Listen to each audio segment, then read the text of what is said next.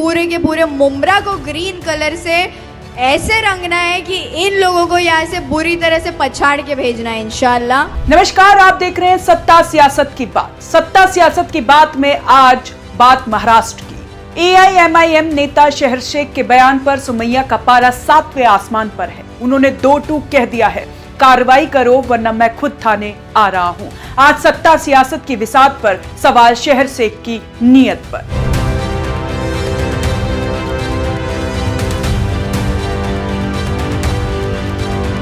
महाराष्ट्र की सियासत में आग लगनी शुरू हुई शहर शेख के उस बयान से जिसने हिंदू मुस्लिम ध्रुवीकरण की चिंगारी को हवा दी। शहर शेख ने क्या कहा, पहले आप वो सुनिए।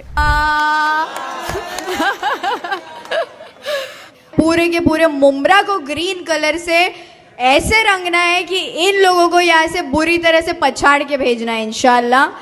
हर एक कैंडिडेट इंशाल्लाह 5 साल बाद सिर्फ और सिर्फ MIM का आएगा, क्योंकि अब इलेक्शन में आप मजलिस की ताकत समझ चुके हैं और ये ताकत हमको अल्लाह से आती है।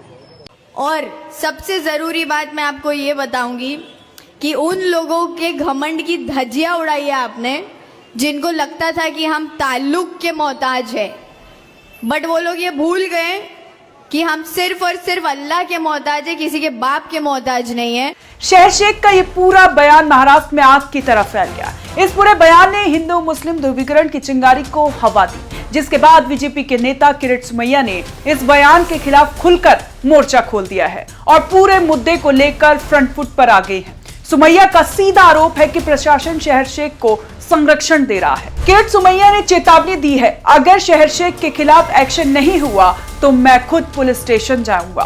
और बीजेपी का सीधा स्टैंड है, भड़काऊ बयान बर्दाश्त नहीं किया जाएगा। लेकिन अब सवाल सीधे उस चेहरे से है जिसने अपनी जुबान से चिंगारी भड़काई है। शहर शेख, आप एक जनप्रतिनिधि होने का दावा करती हैं, लेकिन आपके दावों और आपकी जुबान के बीच का फासला आज पूरा देश देख रहा है। सवाल नंबर 1, क्या ये बयान समाज को बांटने वाला नहीं है? जब आप मंच पर खड़ी होती हैं तो क्या आपको अपनी जिम्मेदारी का एहसास नहीं होता? आपके शब्द समाज को जोड़ने के लिए होने चाहिए या दरार पैदा करने के लिए? क्या ये भड़काऊ हेडलाइन पाने के लिए आप पूरे समाज को, अमन चैन को दांव पर लगा देंगी? याद रखिए, सियासत की रोटियां ठंडी हो जाती हैं, लेकिन नफरत की आग बुझना मुश्किल होता है। सवाल नंबर 2, क्या जनप्रतिनिधि को सोच समझकर नहीं बोलना चाहिए? एक जनप्रतिनिधि की जुबान उसकी पार्टी और उसकी विचारधारा का आईना होती है। पार्टी आपको भी यही संदेश देती है। सत्ता की भूख इतनी बढ़ गई होती है कि कोई जनप्रतिनिधि शब्दों की मर्यादा और देश की गरिमा को साइड कर देता है। सवाल नंबर 3, क्या देश को 2 हिस्सों में बांटना ही आपकी राजनीति होती है? आखिर क्यों हर बार कुछ नेता मंच पर आते ही देश को 2 हिस्से में बांटने की बात करने लगते हैं? क्या आपके पास विकास, शिक्षा और स्वास्थ्य पर बोलने के लिए शब्द कम पड़ गए हैं, या फिर आपको लगता है कि जब तक भाई को भाई से नहीं लड़ाया जाएगा आपकी राजनीति की दुकान नहीं चलेगी? सवाल नंबर 4, क्या ये राजनीति का सही तरीका है? अगर आपको लगता है कि जहर उगलकर आप जन नेता बन जाएंगे तो आपकी ये गलतफहमी हो सकती है, क्योंकि जनता सब जानती है। लोकतंत्र के साथ खिलवाड़, क्या आप इसी नफरत के मॉडल को सही मानते हैं? सवाल नंबर 5, पार्टी के हुक्मरान खामोश क्यों हैं? और सबसे बड़ा सवाल, AIMIM के आलाकमान से शहर शेख के इन बिगड़े बोलों पर आपके हुक्मरान चुप क्यों हैं?